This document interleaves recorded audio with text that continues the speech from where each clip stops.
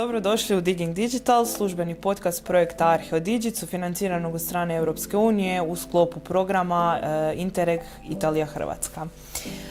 Moje ime je Izabela Del Vecchio, a moj današnji sugovornik je redoviti profesor, doktor znanosti Mauro Dujmović. Profesore, dobrodošli. Dobar dan, još ljepše vas našao. Evo, hvala. Evo, možemo krenuti sa prvim pitanjem. Što zapravo čini razliku između lokaliteta koji ostanu u sjećanju posjetitelja i onih koji unatoč svojoj vrijednosti ne uspiju privući pažnju publike? Pa rekao bi da sama vrijednost lokaliteta ovisi o njegovoj poziciji, ovisi o stupnju prezervacije, odnosno o stupnju očuvanosti. Međutim, vi u praksi čest je slučaj da imate možda manje atraktivne lokalitete s obzirom na njihov stupanj konzervacije ili lokalitet koji je blizu mora ili udaljen od mora, nevažno, ali često je iskustvo, odnosno doživljaj kojeg posjetitelji ponesu sa sobom s tog lokaliteta puno bolje u odnosu na neke druge bolje pozicionirane lokalitete. Dakle, ono što nam govori ta činjenica, a to je da je taj presudni faktor kvaliteta same interpretacije.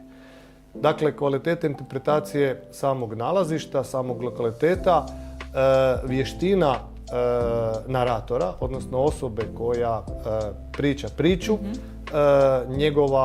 njegovo umijeće pričanja priče, njegove dramaturške, da tako kažemo, sposobnosti i stupanj primjene digitalne tehnologije. Dakle, puno toga, odnosno ono što je ključno, a to je upravo to, kvaliteta interpretacije.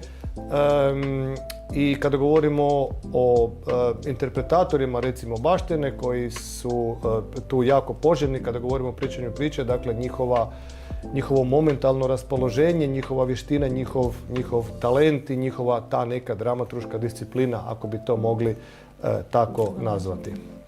Po meni je to osnovno i ključno razlikovno obilježje.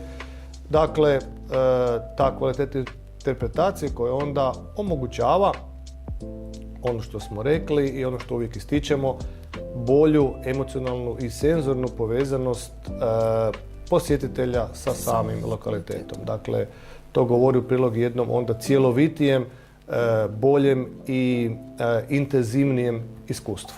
Odlično.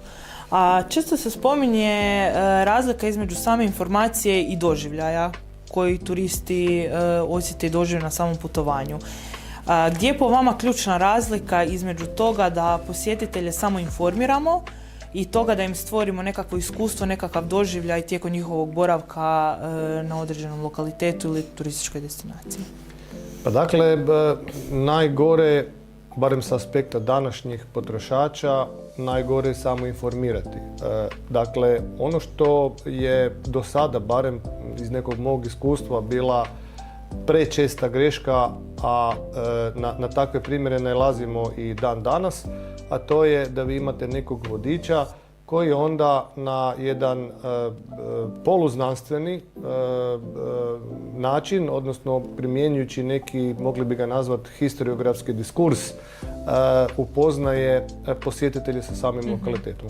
Kada sam rekao historiografski diskurs, mislim na suhoparno prenošenje činjenica do kojih se došlo iskapanjima i znanstvenim istraživanjima, što nakon nekog trenutka, odnosno nakon nekog vremena, postaje jako zamorno i teško zapratiti posjetiteljima.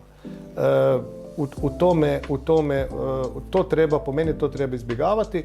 Dakle, prezentirati lokalitet i nalazišta na lokalitetu kroz jedan interaktivni, poluinteraktivni, zanimljivi način, ispričati priču koja će inkorporirati i znanstvene činjenice, ali isto tako i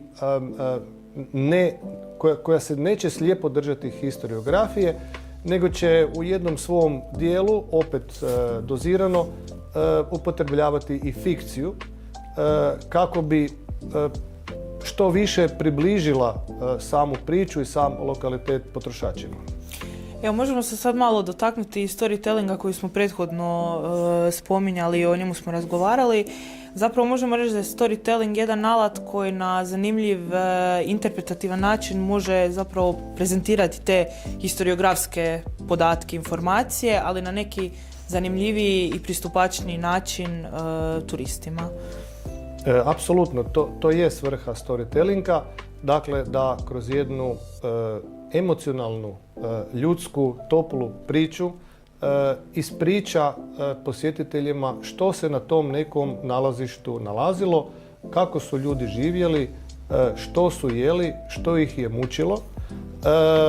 I mislim da naglasak mora biti i na povijesnim ličnostima koji su možda Svakako živjeli na tom prostoru, ali ne treba preveliki naglasak stavljati na njihove živote, jer onda tu ulazimo u to opasno polje glorifikacije vlastite povijesti, nego priču treba okrenuti, spustiti priču na razinu svakodnevnih ljudi, svakodnevnog ljudskog života i na taj način omogućiti posjetiteljima da se puno lakše užive u priču, da se na taj način urone, na taj način urone u prošlost i da puno lakše, jednostavnije, brže i bliže percipiraju sam prostor koji ih okružuje. Možemo onda i zaključiti da zapravo je na neki način vrlo važno i predstaviti život tadašnjeg lokalnog stanovništva, jer na taj način zapravo se možda jednostavnije i brže povezuju sa samim lokalitetom, kao i što ste rekli, da kako bismo možda izbjegli tu glorifikaciju poznatih ličnosti iz tog perioda. Apsolutno ste u pravu. Dakle, kroz svakodnevni život ljudi dočarati mjesto, dočarati prošlost, dočarati svakodnevnicu kojom su ljudi živjeli na raznim lokalitetima, ispričati priču zašto baš ovaj lokalitet, zašto baš ova destinacija, zašto baš ta hrana, zašto baš te životne navike.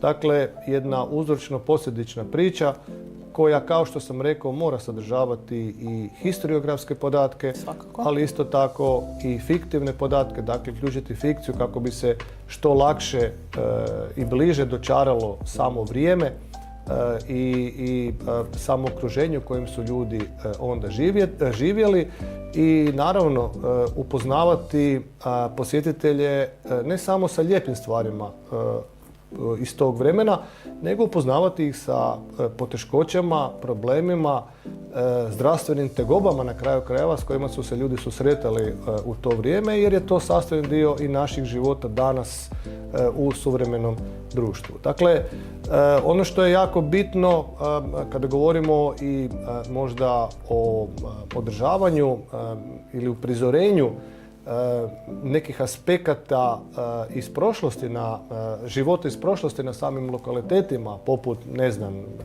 rimskih dana ili dana gastronomije iz tog srednjeg vijeka, rimskih vremena, antičkog doba i tome slično, treba izbjeći zamku pretjerane komercijalizacije. Dakle, komercijalizacija do nekog stupnja možda da, ali ne u potpunosti. Dakle, uvijek paziti da taj proizvod ne bude u potpunosti prilagođen ukusima i potrebama turista, nego baš suprotno, da turisti pokušaju naučiti nešto novo i da se turisti prilagode onome čemu vide i onome što im se predstavlja. Dakle, da na neki način izazovemo promjenu stava kod samih turista i da na taj način lakše dočaramo sam identitet, tradiciju i kulturu tog prostora u kojem se trenutačno nalazi. Smatrate li da možda pretjeranom komercijalizacijom može doći do banaliziranja same kulturne vrijednosti određenog lokaliteta? Pa to je jedno od najvećih opasnosti komercijalizacije, dakle ta trivijalizacija samog lokaliteta, ali i trivijalizacija same povijesti zajednice na čijem se području nalazi određeni lokalitet. Dakle, kada sam rekao da treba izbjegavati da taj proizvod ili taj doživljaj u potpunosti bude prilagođen turistima, onda sam upravo na to mislio. Dakle, u smislu neke gastronomske ponude na samom lokalitetu, ako je to glavni sadržaj te manifestacije koje su oni došli posjetiti, onda nećemo poslužiti jela za koja se smatra da odgovaraju turistima, nego ćemo poslužiti neko jelo koje možda turistima na prvu i neće biti dobro ili koje u svojoj matičnoj kulturi nemaju priliku konzumirati. Ali će ga možda isprobati pa će otkriti neki novi ukus, tako je, i naučit će nešto novo o našoj kulturi. Dakle, u tom smislu sam mislio kad sam rekao da ne treba previše turistima podilaziti, jer onda ulazimo u to opasno polje komercijalizacije, odnosno komodifikacije koja pretvara kulturu u jedan lako probavljivi proizvod koji je ponuđen i tako za na kupnju turistima koji borave u destinaciji. Tako je, dakle, izbjeći upravo to, dakle, izbjeći pretvaranje kulture u robu koja je namijenjena tržištu u jedan lako probavljivi proizvod i pokušati prenijeti iskrenu vrijednost, odnosno kulturnu vrijednost tog kulturnog, nazovimo ga, proizvoda turistima koji su se odlučili da posjete baš taj lokalitet.